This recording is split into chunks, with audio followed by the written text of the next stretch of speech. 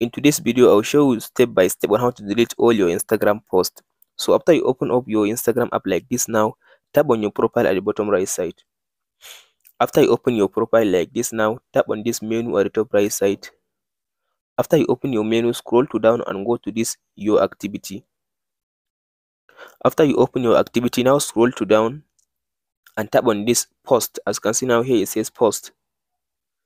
So after you open this post, as you can see here, you can be able to see all your Instagram posts. So if you want to delete all your Instagram posts, all you have to do now, tap on this. As you can see now, select at the top.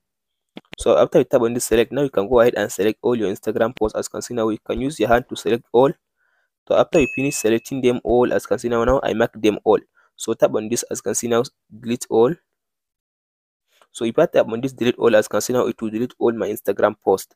But if you don't want to delete them, but you want to just hide them in your Instagram, just tap on this archive button. If you tap on this archive button, it will hide the Instagram post from your profile.